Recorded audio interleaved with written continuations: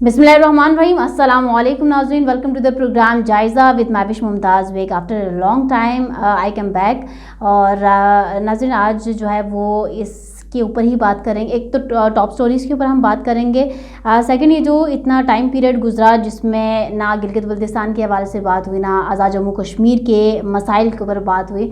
तो खैर अब इससे आगे जो है वो प्रोग्राम से स्टार्ट हो जाएंगे। नाज़रीन लास्ट मेरा ये जायज़ा प्रोग्राम 4 माह पहले 20 मार्च 2024 को रिकॉर्ड किया गया और यूट्यूब चैनल पे मौजूद है। इसके बाद मैंने जीबी के इश्यूज़ के ऊपर कोई छोटे से छोटा या बड़े से बड़ा जो भी इशू रहा, मैंने उस तरह से फोकस्ड में नहीं लाया और जो है वो उसको हाईलाइट भी नहीं किया। वजह सिर्फ यही थी कि मुझे तो यही कहा गया कि भाई आप बड़ा हार्श बोलती हैं, बड़ा बोल्ड बोलती हैं। अगरचे आपके प्रोग्राम्स हक़ाइक़ पर मबनी होते हैं, फैक्ट एंड फिगर्स होते हैं, बट हमारे यहाँ बहुत साफ़ी हैं, वो काम कर लेंगे, वो बात कर लेंगे।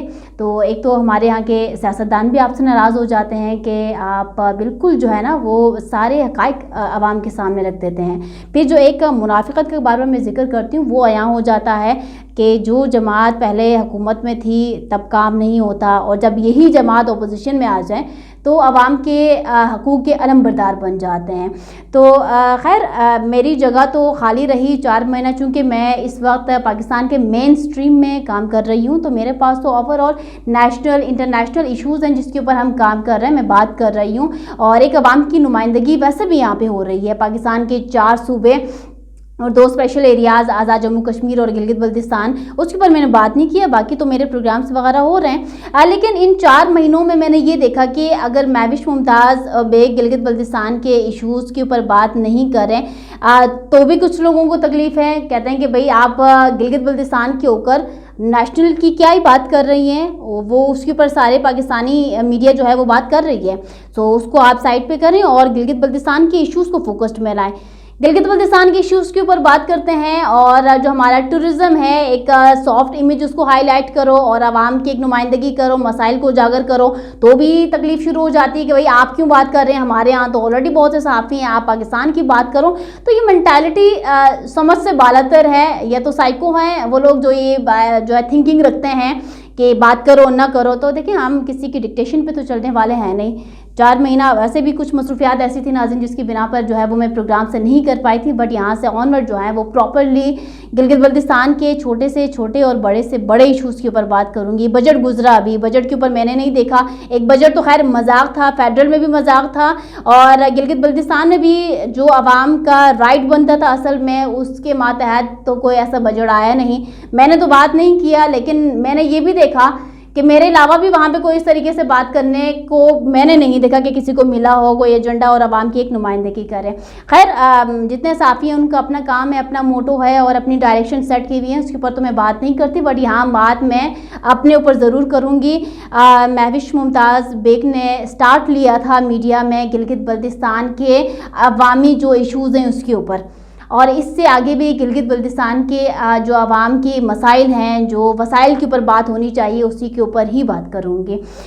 नाज़रीन यहाँ पर आज की खैर टॉप स्टोरी की जानिब बढ़ने से पहले जो मेरे साथ मैंने अक्सर जो है वो मेरी टीम ने मुझे यही मैसेजेस जो है वो कन्वे किए हैं कि they are lots of students या जो मीडिया में काम कर रहे हैं इस वक्त, they are interested to work with मी।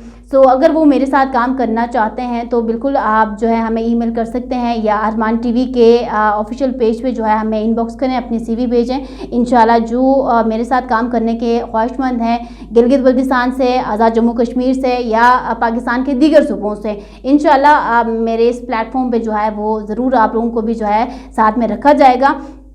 खैर नाज़रीन आज टॉप स्टोरीज़ की जानिब बढ़ते हैं, लेकिन टॉप स्टोरी में भी वही बात कर लेते हैं कि 2 ही इश्यूज़ इस वक्त मुझे नज़र आए।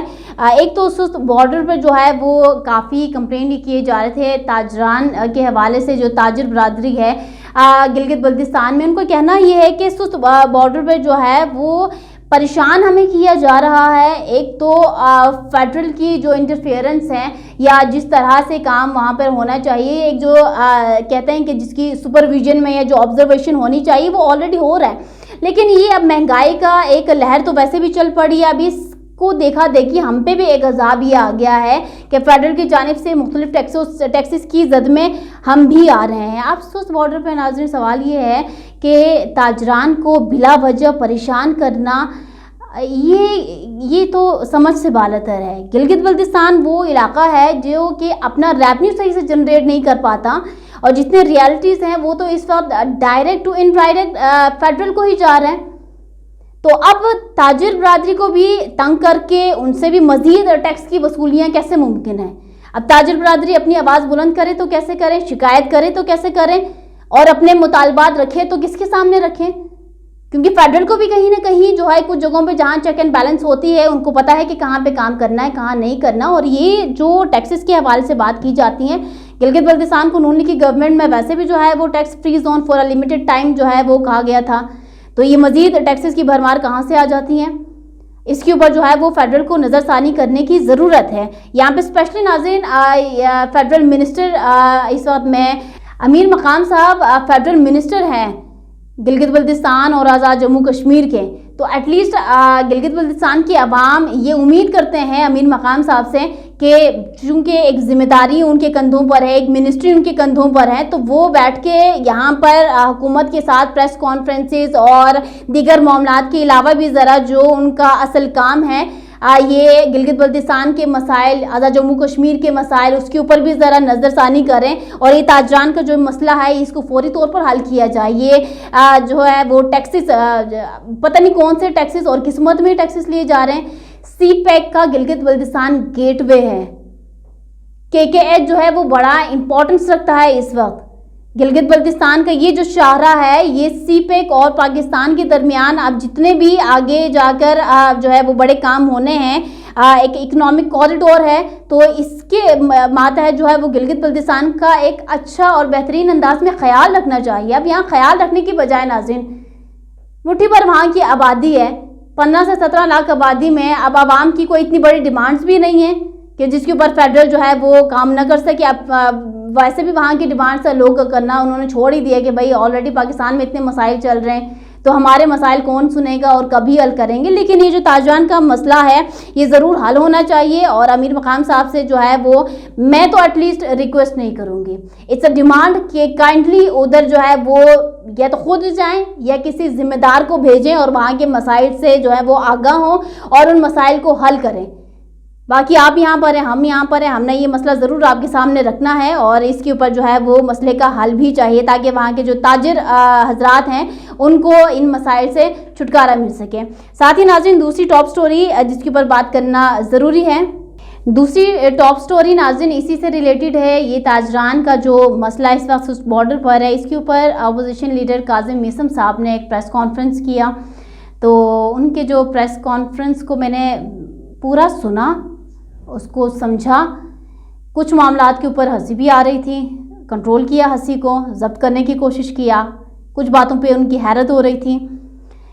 खैर जो ताजरान का मसला है काजिम मीसम साहब ये तो आप लोग बखूबी जानते हैं कि मसला क्या है और इस मसले का हल क्या है। लेकिन नाज़रीन थोड़ा सा पीछे चलें, थोड़ा सा पीछे आप लोगों को लेके चलती हूँ, बल्कि काजिम मीसम साहब को भी पीछे थोड़ा सा लेके चलते हैं।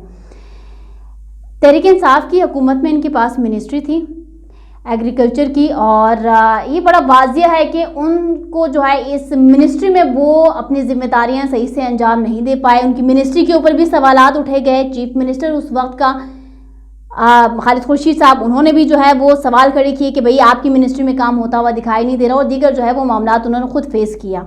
तो जब वो हुकूमत में थे उनको तब पता चला कि क्या मुश्किलात हैं, क्या मसाइल हैं, कहाँ तक हम जा सकते हैं और कहाँ पे हमारी लिमिट आ जाती है, उस लिमिटेशन को हम क्रॉस नहीं कर सकते।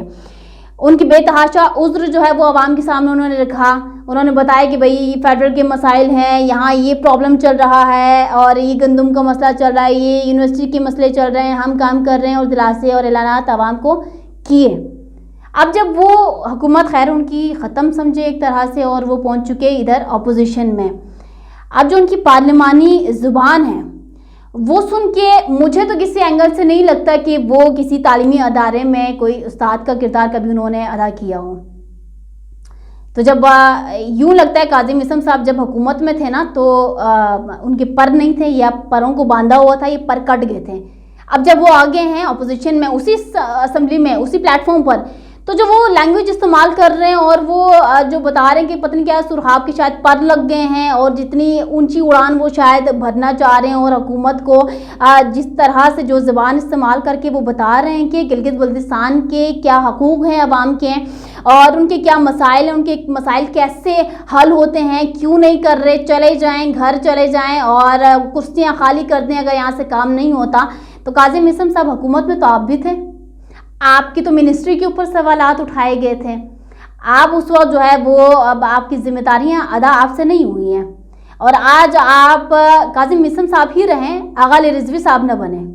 लीडर में फ़र्क होता है, लीडर की कॉपी करना एक अलग बात होती है। तो अगर ये तमाम काम अगर आपके हाथ से हो सके थे या कर सकते थे या हो चुके थे, तो आज अच्छा लगता है आपके मुंह से ये सारी बातें सुनना। और जितने भी इस वक्त गवर्नमेंट में कैबिनेट में लोग, गवर्नमेंट कैबिनेट में लोग बैठे हुए हैं, उनके ऊपर जो आप एक उंगली खड़ी करके उनको बता रहे हैं ना कि आपकी ये गलती है, आपकी ये जिम्मेदारी है, तो अनफॉर्चुनेटली ये जो 3 से 4 उंगलियां ना आपकी जानिब आ रही हैं। तो अगर आप तब कुछ डिलीवर करते तो आज अब हक बजानी बोलते, और हम भी आपका साथ देते कि काज़िम इस्म साहब बिल्कुल ठीक कह रहे हैं, उन्होंने अपने वक्त में जो है ये काम करके दिखाया, और आज वो हुकूमत को इस तरह उंगली जो उठा रहे हैं और बता रहे हैं, तो वो हक बजाने पे हैं। लेकिन तब जब आपने कुछ डिलीवर नहीं किया, आपकी मिनिस्ट्री के ऊपर सवालात उठे, आपको खैर अब मैं क्या ही बताऊँ, आवाम के सामने भी सब चीज़ें हैं, आपके सामने भी तमाम मामलात हैं। तो गुजारिश ये है कि जब आपसे कोई काम हो पाता हो ना, तो ही आप उसके ऊपर तनकीद कीजिएगा, अदरवाइज़ ये फिर ना हंसी आती है कि जब हम हुकूमत में थे हमसे तो कुछ हो नहीं पाया, और अब हम अपोजिशन में हैं, तो अब देखें कैसे झंडे गाड़ते हैं और कैसे जो है वो डंडे की नोक पे जो है हम हुकूमत को बताते हैं कि अगर आप मिनिस्टर हैं तो काम करें, मिनिस्टर हैं काम नहीं होता तो चले जाएं। फिर ये आपके ऊपर भी आ जा रहा है, क्योंकि आगे भी इलेक्शन तो होने हैं ना, और हो सकता है कि आपको दोबारा कोई वजारत मिल जाए। तो ये कम नवाजियाँ तो होती ही रहती हैं। तो गुजारिश आपसे ये है कि जब एक उंगली उठाते हैं ना दूसरे की तरफ, तो बाकी 3-4 अपनी जानिब आई जाती हैं। नाज़रीन, यहाँ पर पारस चिनार के जो हालात हैं उसको नज़रअंदाज नहीं किया जा सकता। एक तरफ तो मीडिया में यही बताया जा रहा है कि भाई 2 कबाइल का मसला है और ये मामला जो हैं वो चल रहे हैं, ख़त्म हो जाएगा। ठीक है, इसको कोई मजहबी रंग ना ही दिया जाए तो बेहतर है, चलें ये बात भी मान लेते हैं। लेकिन इंसानियत कहाँ गई? लोग मर रहे हैं, शहीद हो रहे हैं। एक वीडियो मेरे तक पहुंची जिसमें जो है वो एक शख्स को वो जिंदा जो है वो उसके गले पर जो है वो छुरी फेरी जा रही है। ये इंसानियत तो ना हुई? तो इस चीज़ की मजम्मत करते हैं। पारस चिनार में हुकूमत को इन एक्शन होने की ज़रूरत है, इंतज़ामिया को फौरी तौर पर इन तमाम मामलात को संजीदगी के साथ हल करने की ज़रूरत है। इस तरह से इंसानियत का खून न बहाया जाए, चाहे वो पारस चिनार हो, चाहे वो फ़लस्तीन हो, इंसानियत बाकी रहनी चाहिए। नाज़रीन, अब इसके बाद जो है ये प्रोग्राम जायज़ा कंटिन्यू रहेगा इंशाल्लाह। आप लोगों की दुआएं और नेक ख्वाहिशात चाहिए इंशाल्लाह। जब तक और जो मेरी टीम में शामिल होना चाहते हैं ज़रूर हमें अरमान टीवी के ऑफिशियल पेज पर रब्ता कीजिएगा। इसी के साथ मुझे दीजिए इजाज़त। इंशाल्लाह नेक्स्ट प्रोग्राम में दोबारा हाजिर होंगे। तब तक के लिए अल्लाह हाफ़िज़।